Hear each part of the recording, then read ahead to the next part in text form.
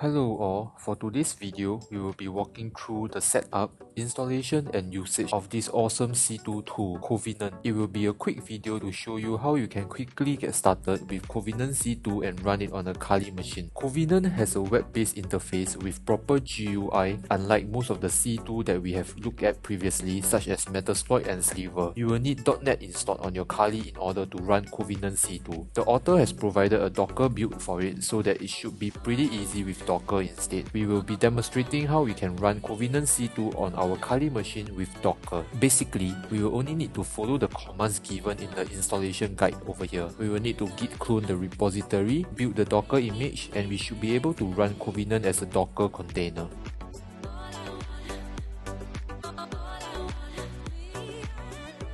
Awesome, it looks good now. Let's get started. Let's visit the web interface with our Windows machine directly. Our Windows machine will be our demo victim machine. Let's head over to the Covenant web interface on our Kali IP and port 7443. Let's follow the instructions and register our first user. Awesome, we are now logged in. The interface and the functions seem very intuitive. There is a separate page for everything.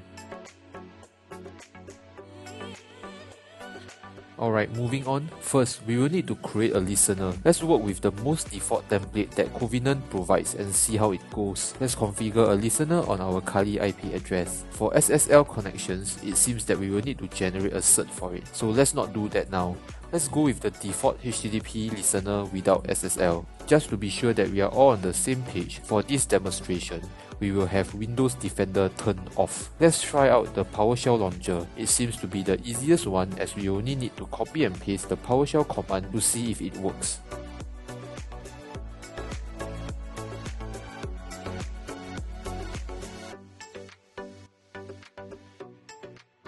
Awesome, we can see that we have a grunt checking in now. This is our victim calling back to our Covenant C2 server. We can interact with it and issue commands for it to execute. There are a ton of built-in commands for us to use. It looks pretty impressive, to be honest. Let's try out the command who am I.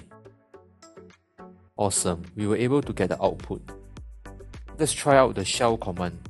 We should be able to execute ipconfig using the shell command.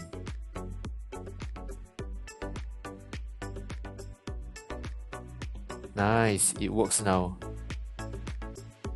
So in the task tab, we can see all of the commands available and there is a description for it as well. This is pretty handy and useful. It is highly recommended to go through all of it. Covenant C2 seems to be highly configurable, which is really good. It should be pretty easy and straightforward to create your own custom tasks and commands. Alright, that is all to this video. If you guys are interested in the Covenant C2 Windows Defender bypass, please comment on the video and let me know. I will take the time to make the video to showcase how you can bypass Windows Defender and successfully get a callback from the Covenant C2 grunt. Again, it is highly recommended to go through the wiki page of the Covenant C2 tool to have a better understanding on the usage of the tool as well as the advanced options available. Thanks for watching and I will see you all soon in the next one. Bye!